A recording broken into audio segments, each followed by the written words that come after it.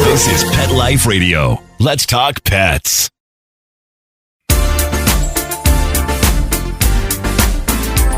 Rappaport to the rescue with award-winning animal advocate, best-selling author, journalist, and pet products creator, Jill Rappaport. Hi, I'm Jill Rappaport, and welcome to this edition of Rappaport to the Rescue. Now, I couldn't be more excited about my guest today since she is literally like a daughter to me. Alexa Ray Joel will be taking center stage. She is the beautiful, talented singer, songwriter, and pianist whom I've known since she was in diapers, literally. Her mother, for over 40 years, has been like a sister to me. Plus, we featured her on this podcast for her best-selling book, Uptown Girl. Of course, I'm talking about the legendary Christie Brinkley. And Alexa's dad is, as we all know, music icon, the piano man, Billy Joel. With parents like that, it's no surprise Alexa Ray inherited all that talent and charisma. Not to mention, she is one of the sweetest individuals you will ever meet. To know her is to truly love her. And you'll understand why when we talk all about her new Tales from a Winding Tower EP, what it was like growing up with two forces of nature parents, and most important, you'll hear about the incredible cat in Alexa Ray's life that she has an irreplaceable bond with, the one and only Stella. So stay tuned for Alexa Ray Joel when we come back. You know the expression, cats have 9 lives. Well, what if you can give them one more? The Give Them 10 movement is on a mission to help give cats an extra life. How? With spay and neuter. Spaying or neutering your cat helps them live a longer, healthier life. And it helps control free-roaming cat populations too. Learn more about the benefits of spay and neuter and meet Scooter, the neutered cat, at GiveThem10.org. That's GiveThem10.org. Let's Talk Pets on PetLifeRadio.com.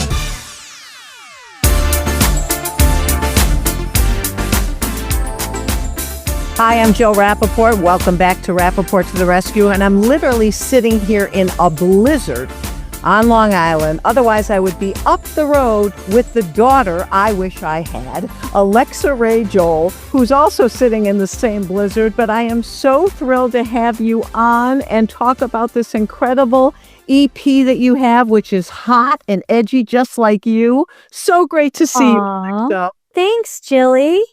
Love you so much. And, I wish you were here, but it might be a little dangerous trying to drive right I now. love you, but I wasn't going to take my life in my hands for you. Oh my gosh. It's so beautiful, though, just to see the snow come down. We're really in a winter wonderland here. Anyway, I am so thrilled about this new EP for you because it's such an amazing concept. And the songs, you have released 2 out of the 5 that will be part of this incredible EP. Yes. Tell me about this because it's such an exciting project for you to embark on. Yeah. A few years back was just feeling the inspiration and just went ahead and was, rolling out one song after the next. Everything was produced here at Tower Hill at my family house. So every part of the creative process for this EP was really just kind of came about very organically. And I wrote, all of these songs at home, which is why I call the EP Tales from a Winding Tower. And it's going to be 5 original songs in total that we're in such a ADD time right now where I feel like people aren't as, back in the day, I love the 60s, right? When Sgt. Pepper came out and everyone sat and listened to a full album. But now it's different and the pace is so much quicker. And so I wanted to do these waterfall releases so people can really just absorb one song at a time. And each song is completely different from the next. So it's kind of a great opportunity for, every song to shine in its own light. And it's been a lot of fun. It's been a lot of fun releasing it. I've been, lucky enough to be able to produce a music video for each song, which people can check out on my Instagram. Right. Everything's linked there if they want to, check it out. And it's been amazing. Well, let's talk about these songs because you've now released two of them. And the videos are steaming hot, Alexa. I mean, they are just beautiful and so intense. Like I said, edgy and very hot. Let's talk about the styles of music and the songs that you're doing at this juncture of your life. Yeah, I mean, stylistically, every song is very different, right? Like, I love how you said it was edgy and hot. I would say Riverside Way, the first single, is very edgy and hot and kind of, spicy and a little bit more on the edge than something I would usually do. That was an intentional departure. It's very kind of more hard charging rock. And I never like to be put in a box I think a lot of female artists feel this way. I don't want to be labeled as just someone who just does one particular style. So right after Riverside Way, I came out with Heavy Eyes, which is very 60s niche torch song, very retro, kind of uplifting and sweet. So there's kind of a different tone and a different vibe and a different genre for every listener, I think, with this EP. And I like keeping people guessing, I don't want to stay in one particular style right now. And I think what people will be hearing will reflect a very kind of eclectic and experimental sound. And I just hope there's something for everybody on the record. A lot of artists have one style, but you really love to dabble in all facets. I love it. And, for those it was so amazing to see how many people came out to the Cafe Carlisle shows, yourself included, Julie. There was a little more kind of cabaret, but you could hear a lot of that kind of vintage, retro, Tin Pan Alley, Etta James, Irma Thomas, like torch sound there. Yeah. So I would say the one common thread with all of these songs is that it's very old school and it's very nostalgic. You know me, I'm a nostalgic old school gal from top to bottom, musically and otherwise. So I think that hopefully this music, I think, should speak to the real chronic nostalgics and the escapists who kind of look to music for escapism and atmosphere and to be kind of transported to a different time or a different feeling, which I think is really needed right now, too. Well, they say the apple doesn't fall far from the tree, and you were born in a bushel, literally, with your parents, Christie Brinkley and Billy Joel, and inherited the best qualities from both. Talk about your dad and his influence on you musically, because on one hand, incredible, tough shoes to fill, but yet you have carved your niche on your own with your own style. And I know he's so proud of you. Oh, thanks, Jilly. Dad is always there, right? Whether when I'm creating, it's almost subconscious because I won't even realize while I'm writing it. And then I'm like, oh, that sounds like a chord my dad would use. Like with how much I love, say, suspended chords, because they sound a little more rich and bittersweet.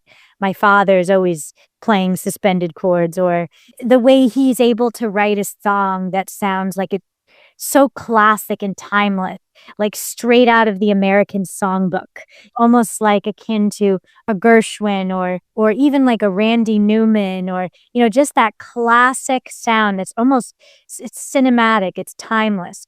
And so that's always in the back of my mind when I'm writing, and just the way he's able to master melody. I mean, I think a lot of artists can tell just from listening to his music, but his foundation is always the melody first, and then he'll sort of craft the lyrical narrative. And it's pretty much been that way for me. Not that I don't necessarily have a narrative story in mind, but it's usually melody first and then the lyrics. So I did inherit, I think, his kind of old school way of crafting songs and songwriting structurally. And I also think, what was my other thought? Oh, You're yeah. still on the piano. Come on, you're an incredible piano player. I think Dad's a better piano player than me, but we both were trained classically. So we have like that old school training. I also think I inherited, or I'd like to think, but some of his ear, because he is really an ear trained musician in the sense that he's never been able to read music. He cannot look at notes on a page and read it. He's just not a technical learner. And I'm exactly the same way. Like it looks like chicken scratch. I can't make out notes on a page, but I learn by ear and I sound out the chords. And there's like ear memory and then there's finger memory. And so I think Dad and I are similar in how we're kind of creatively wired. And it just magnifies his talent all the more that he cannot read music. He's never been able to read music. Even when he studied classical piano, he was sounding it out, the classical notes. He was never able to read. And so that really got him. That's when he started messing around and experimenting and then ultimately songwriting because he couldn't read. So sometimes I think what I've learned from my dad is a testament to sometimes what you think is a flaw or, a shortcoming, like not being able to read music, can actually be turned around to be your biggest strength because he developed such a strong sense of musical memory and such a strong ear from crafting the music just by listening and trying to hear, okay, what do I want this to sound like? And then executing it musically. Look, I've watched you perform together since you were a little girl, banging away on a little toy piano next to him on his grand piano, to then the pinch me moments to performing with your dad at Madison Square Garden. It's incredible, to watch the two of you together. Does he give you any advice or thoughts before you're getting ready to go on stage with him?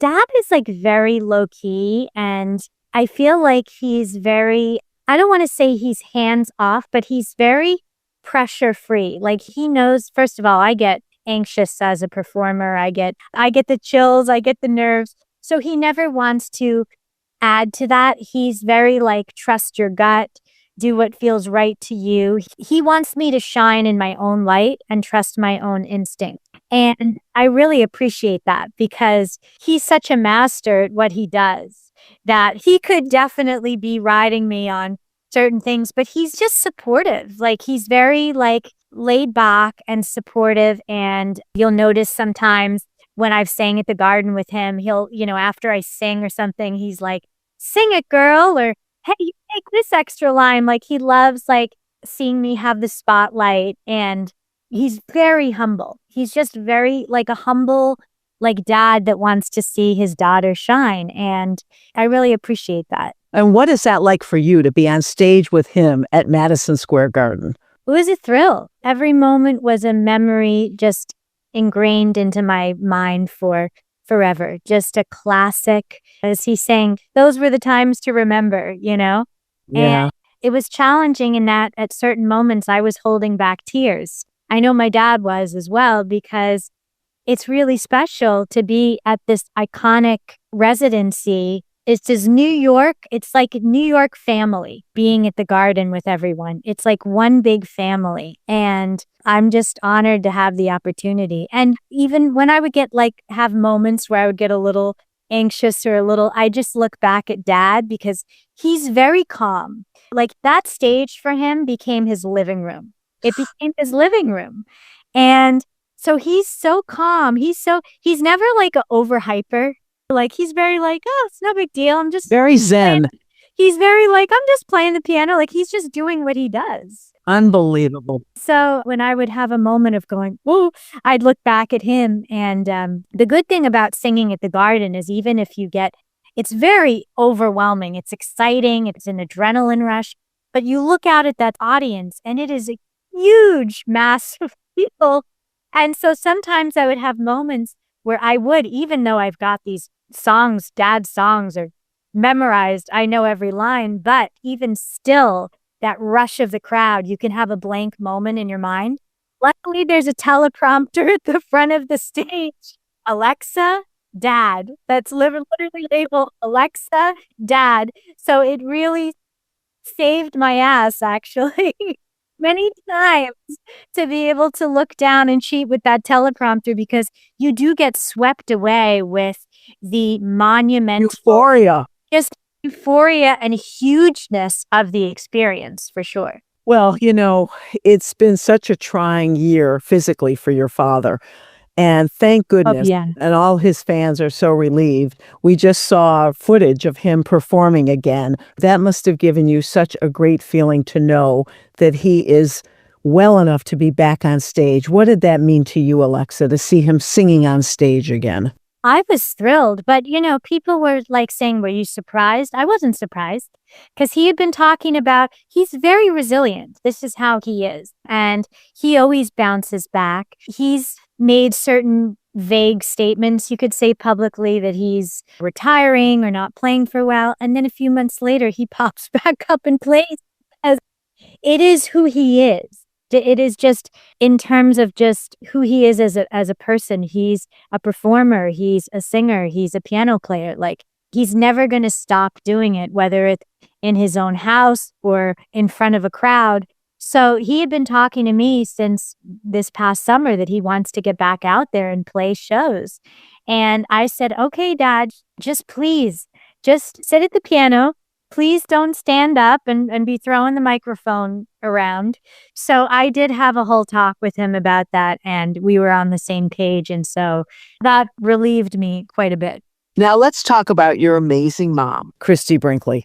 And I remember that she was the one to encourage you to take up piano. She was really your impetus to get into all of this, wasn't she? Oh, totally. Totally. I would say Mom is like a very hands-on parent. She is such a mama bear, and she just devotes her life to her kids. And she was always pushing. Even Dad wasn't really the one pushing me when I was younger to take classical piano lessons when I was, oh my gosh, I think I started when I was 12 or 13. And I give her a lot of credit. Like, I'm glad she pushed me because I wouldn't have that skill set if not for her. And classical music is a real foundation for a musician and for an artist. And she pushed me when I was stubborn. I was, I'm I remember. and I don't want to do something unless but with Mom, she is just like, she wants to steer her kids in the direction where they can shine the most. And she knew that I was passionate about singing and songwriting. And so she was always just right there supporting. She's at the front row. The ultimate cheerleader, right? Ultimate cheerleader. She's always at the front row of all of my shows.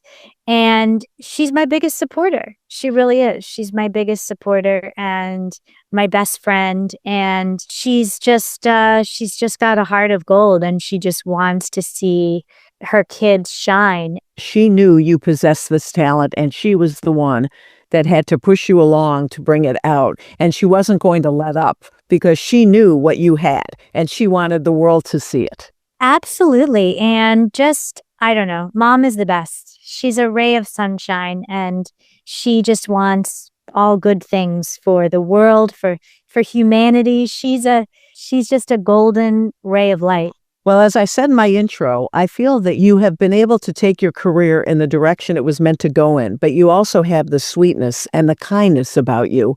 You really are one of those people who is unaffected by who you are, what you were born into, and what you have. Oh, thanks, Jilly. Well, we're all just human beings trying to do our best. Nobody's better than anyone else. I don't know. I was lucky to be able to grow up on Long Island when I was younger. I think that really helped to kind of ground me. And what can I say? I had good parenting. You really did. But a lot of kids that come from famous parents can go in many different directions. I will say one thing about both of my parents, and I think you know this because you've known me since I was, wait, Jill, how long have you known me now? Since I you were was 2? Yes. 2, right? Yes. Like, my parents are very old school in that they always raised me. It was always manners, say please, say thank you, be appreciative of, if any, like, I would literally get a little, not a spanking or anything, but just a little like flick on the hand if I didn't say thank you at a restaurant, or if I said, I'll have this. No. It was, may I have. And I think that kind of old school, we need to get back to that place, I think, in society, because entitlement it's such an unattractive trait, I think. It's obnoxious. It's obnoxious. I even see it sometimes at the nail salon where people will say like, oh, give me this or give me that. And I think, oh, how are they raised? Like, I would never be able to like feel comfortable speaking to someone like that, and that's not, I guess I'm lucky because I wasn't raised that way. And I was raised to say, may I and please. And it becomes ingrained into you. It's not just, oh, let me say this because it's, mannerly, but there's a way of treating people. And sometimes I think with the internet and social media and all that, we lose that. We're losing that as a society. And I think it's really important to instill those manners, which ultimately lead to morals and values. It's important. I hope that we can hang on to that as a society in general, because I know my parents instilled that in me. And they also instilled, and what you really beautifully possess is empathy and compassion for others. Oh, thanks, Tilly. Well, it's very important, and it's just who you are. And I want to discuss the other two great loves in your life besides your mom and your dad. Your fiancé, Ryan Gleason, who I know he made quite a hot appearance in the video. What did you think of that, Tilly? Oh my God. Yeah, he actually loves acting now. He's really into it. But we had a lot of fun with that first video in particular for Riverside Way, which is on my YouTube, by the way. But no, he was really into it. And it was kind of like a fun little PG, if you will, role-playing thing to do on camera. But a lot of the ideas he came up with, he was like, let's use the red truck on the property for that scene. It's so fun. And we just it was really playful and great. And he loved the acting. And then I ended up sneaking him into the Heavy Eyes video since he was so with a little cameo.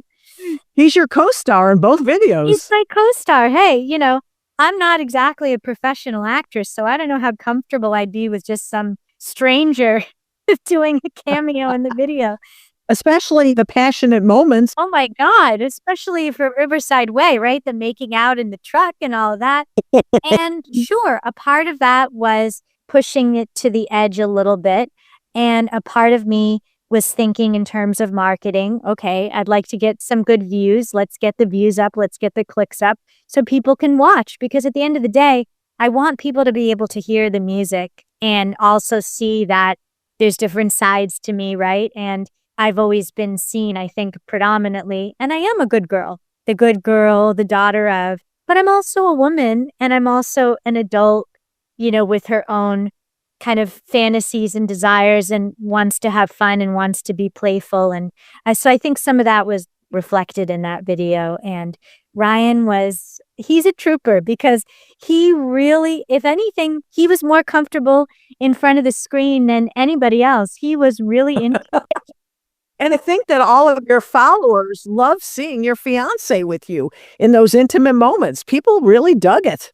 It was really cute. I can't tell you how many women were like, can we get Ryan in more videos? Ooh, let's said, okay, guys. Okay. Well, now I have to talk about, and excuse me, Ryan, don't get mad at me, but your ultimate love. Your one and only knows that. rescue cat, Stella, who Ryan is very happy to take a back seat to. This cat has been in your life for so many years, and she really is your bonded soulmate, isn't she, Alexa? 100%. She is my soulmate. Ryan knows it. He knows she's always going to be number one. I mean, Stella, my cat, she's been with me for 18 years now. So, and you adopted Stella from the ASPCA. The ASPCA, and I have to say, and I'm not just saying this, it was the best day of my life. If anyone here out there listening, if you're considering adopting a cat or any shelter animal for that matter, cat or dog, please, please go today. Don't hesitate. That day was I really want a cat. I need a cat. I've always had cats my whole life. And I went to the ASPCA, and it wasn't like I found her. I feel like we found each other, she found me. The minute I opened the cage, she had a little name tag on her, Cassie, which I didn't like the name Cassie. I said, I got to change this name. The most beautiful calico cat you've ever seen. Very dainty, very girly. Like you. Well, thank you. Well, they say cats end up mimicking their humans. But she opened her arms and she just hugged me, almost like a human, like a baby would hug a parent. She just hugged me, and she had the loudest purr. And she was going like this, which I know you can't see the visual with this podcast, but she was rubbing her face against my cheek. And I just started crying. I just started crying. And I was alone. So they probably thought I was crazy. They're probably like, who's this whack job cat lady girl, And I started overwhelming the ASPCA girls, like, are you okay? Do you need a tissue? I said, what I need is to adopt this cat immediately. So give me the papers. I'll take her home today. And took a cab home. And then ever since then, we've been inseparable. And, I've had some good days and some good memories in my life, but that one takes the cake. Adopting her was the life-changing best day of my whole life. And ever since, if you do have a so-so day or a bad day, she really brings you up, doesn't she? Oh my gosh. There's something about cats in particular. It's like they share this, I would say it's a very feminine kind of intuition. They're very intuitive. And the minute if I'm not feeling well or I'm crying or I'm stressed, I'm a hypersensitive. So I have I have all sorts of, as you know, Jill, I have all sorts of moods. And as many of us creatives do, we tend to be hyper emotional. And Stella, I highly recommend cats in general for particularly women, but also hypersensitive types, because the purring has been shown to literally slow your heart rate. It slows your nervous system down. And they say it can add up to 8 to 10 years to your life just to hear that purr. And apparently when a cat is laying with you, and again, I'm not even saying apparently, I just read an article about this and I find it astounding. They will sync their heartbeat to your heartbeat, to their parents' heartbeat. And I've experienced this firsthand with Stella. They're healers. They're literally there to heal. And, not to mention that, what's it called? Some people call it making biscuits, where they do this, where they're kind of massaging you. Oh, yeah, with a pause. Between that and the purring and just the warmth of their bodies, and they're literally healers. And I cannot imagine my life without Stella, not for a second, That is a beautiful note to end on. And for our listeners out there, Alexa, who want to hear more of your beautiful voice, tell them where they can listen, where they can find these songs, and all about the EP. Amazing. So I would recommend everyone, if you're interested in hearing my music, my writing. We all are. I'm just trying to, I don't like to, force myself on anyone, but but I am very active on my Instagram at Alexa Ray Joel. It's the official one with the blue check. And you can hear my music. Everything is at the top of the page at the link in bio. It links you directly to all of my original music, which is all original, by the way. I'm a singer-songwriter. And the videos are all up there. It links you right to everything. I've been sharing more content videos on my YouTube channel. It's all linked at the top of the page there, and also on my Instagram. And I think I have a few other socials, but I'm mainly just on my Instagram these days. There's a lot of pictures of Stella and a lot of information. I do a lot of work with, just like you, Jilly, which the work you do is amazing, promoting animal shelters and animal rescue. And there's a lot of information about organizations that I support there on my page for Adopt, Don't Shop, and the importance of adopting shelter animals. It's on there as well. So hopefully people will check it out. Such great messaging. And not to put you on the spot, but I would be remiss if we didn't want to end the show. Would you like to hit a few notes to sing us out on? Feel free. No pressure. Okay. Those heavy eyes. Oh, yeah. Those heavy eyes. Was that good? Wow, that was amazing. Oh, Alexa, I love you so much, sweetheart. And the minute we can get out of our driveways, I will be over to give you a big hug. Thank you so much for being part of this show. And you're going to be excited because when we come back, we have our cat correspondent on location at the Cincinnati Zoo giving us incredible news for cat lovers everywhere. Stay tuned. Spanning the planets. You've landed at the pet entertainment center of the universe. Alert the paparazzi. This is Pet Life Radio, the ultimate animal adventure.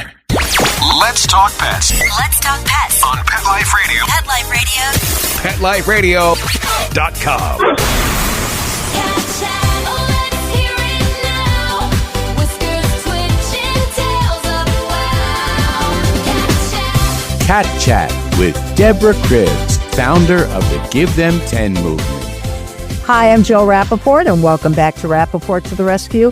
Well, this is really an exciting segment we have coming up because we are going to be taking you behind the scenes to one of the most respected centers for animal conservation in the world. It's the Cincinnati Zoo and Botanical Garden.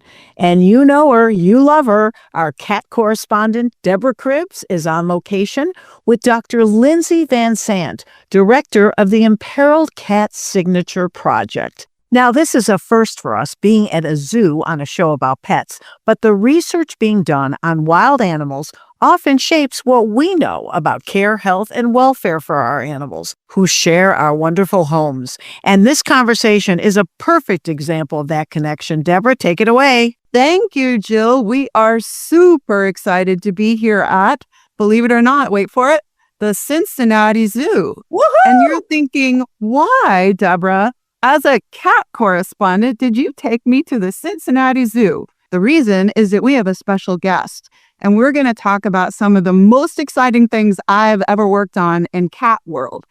The Cincinnati Zoo Center for Research on Endangered Wildlife, otherwise known as the Crew Center. And I have with me here Dr. Lindsay Van Sant, with whom I've worked for a long time. Lindsay, please tell our friends here your title. Sure. So I am the director of the Imperiled Cat Signature Project, and here at Crew at the Cincinnati Zoo. Isn't that cool? Her title is Director of Imperiled Cats. What more do we need to say? So here's what I want to talk about today, Jill. And this, again, is so excited. So you know me as the person who's down here giving money to all kinds of cat things. That's been great. And we have wildly raised the live release rate for cats in our area and somewhat across the country. What else have we done? There is a holy grail, Jill, in our world. That holy grail is non-invasive spay-neuter. Oh my gosh, pie in the sky. Why is Dr. Lindsay here? Lindsay, tell us about non-invasive spay-neuter and what you've done. Sure. So the idea of our research is, instead of traditional surgery with spay and neuter, to find a way to safely and permanently prevent reproduction for the rest of an animal's life. Have we succeeded? Yes. So we started studies here in 2019, and what we found is with this treatment, when we treat females, they effectively cannot reproduce. We put them through breeding trials, we continue to monitor them, and for 6 years, they have maintained effective contraception. So in science speak, it sounds a little complicated. In real speak, that means we are maybe close to 50% to getting to the holy grail. Now, that was girl cats, not boy cats. And I will say, Jill, you'll like this. Spay, neuter, boys and girls, cats and dogs. That is the holy grail. Can I just jump in with one important question? Because I have a female dog that I'm about to spay and a rescue, of course, and I'm a nervous wreck. What makes it non-invasive? I've got to hear about this. And can it be available for dogs? Great question. So what makes it non-invasive is there, in essence, is no surgery. It's a single injection into the muscle cell of the animal that then produces a hormone that stops them from reproducing. We are very much interested. I am the director of the cat team here. We do love dogs too. So the exciting thing about this approach is it is something that could be applied to dogs. We're just not as far along in that research yet. Oh, I need it now. So you're nervous, Jill, as anybody would be listening, because you have to take your pet to a surgery center, probably pay a lot of money, and have an actual surgery for your pet. Well, when this actually hits the market, and I say when, not if, it will be a shot. Just a shot. Unbelievable. I know that they had a shot out a few years ago, a sterilization shot many years ago. It wasn't 100% effective, but I was looking into that then, and it seems to have just gone away. We don't hear about it anymore for dogs. So this is such great news. We're very excited, and thank you for being interested. We are super glad to bring this to you and your audience. You heard it here first. I cannot thank you both enough for bringing us this exciting information. I'm frustrated, I must admit, because I want it for my dog, but just the fact that we are this close for the cats, this is a miracle breakthrough. Miracle. Yeah. But I think the most important thing is that it is in the process of being approved by the FDA. Well, this is the best news to kick off 2026 with. And even better news is that both of you will be back in February and in March at this incredible zoo. See you then. See you soon. Thank you so much, and so wonderful to meet you, Dr. Van Zandt, and great Oh, it's job as wonderful. always, Deborah. And thank you all for tuning in to this edition of Rappaport to the Rescue. Let's Talk Pets every week on demand, only on PetLifeRadio.com.